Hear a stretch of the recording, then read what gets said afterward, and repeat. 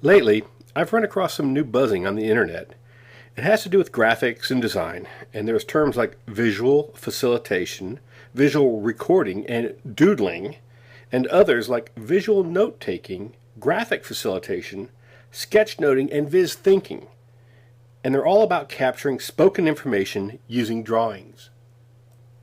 Also, most of the buzz is about doing this in meetings, using large pads of paper or whiteboards, and here's how it works. A bunch of folks hold a meeting in a conference room to talk about some ideas.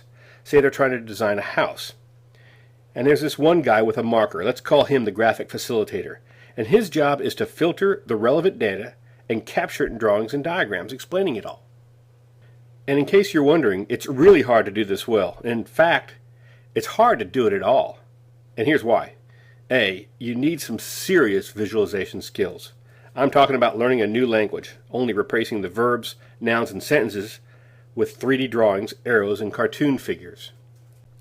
B, after you've mastered the drawing part, you need to understand how to convert the ideas being discussed using different structural framework, like mind maps, matrix charts, timelines, and diagrams.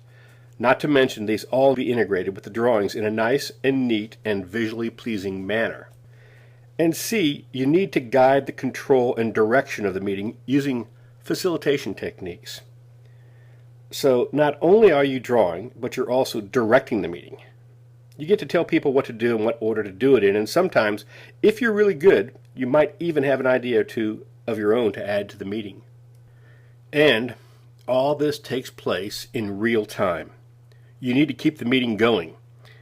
It's one thing after another, and it's hurry, hurry, hurry. And when you're done, many times the final set of drawings make little to no sense to anyone other than those who were at the meeting. On the other hand, there are these other terms buzzing around. One is called scribing, and the other is context records. You can think of scribing as a gentler form of what we just talked about, graphic facilitation, only with no meetings, conference room, or other people involved. It's not done in real time, so there's much less pressure. Scribers can go at their own pace. You can use existing pictures, graphs, and other references to help you create your scribes. And by using animated reveals, you create a story which is easy to follow and easy to understand. You typically start with an existing audio track or a written script. In either case, you can take days if you like to plan and author your scribe. There are 4 steps to creating a scribe. Number 1, find or create a script. It can start as written, but at some point it will need to be converted to audio. Number 2, analyze and develop a strategy for what you want to say. Just as with facilitation, it's important to know what structural frameworks you'll use to represent different ideas. 3, start the visualization process.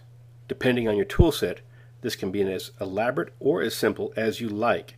You can use drawings and pictures, and pan and scan animations, or a basic line drawing like this one. The trick is to make sure when it's done, you are able to generate a video which reveals the drawing as it's happening. 4, finally, you can assemble the pieces, which is mostly about getting the timing right between the video and the audio. So, scribing is much easier than facilitating, and it's also much more time-consuming. When you're finished, your reward is a scribed context record, which communicates your story and its information at a very high bandwidth and over a short period of time. So, to become an expert scriber, and perhaps someday even an expert visual facilitator, you first have to work on creating a library of drawings in your head, and you need to be able to call on them to illustrate just about any concept coming your way. After you've figured this out, you then need to learn about the different structural frameworks, what they are, and when you should use them. Scribing is an excellent and fun way to do both these things, and after you've spent some time doing them, you can then study how to organize and facilitate meetings using your newly developed skills.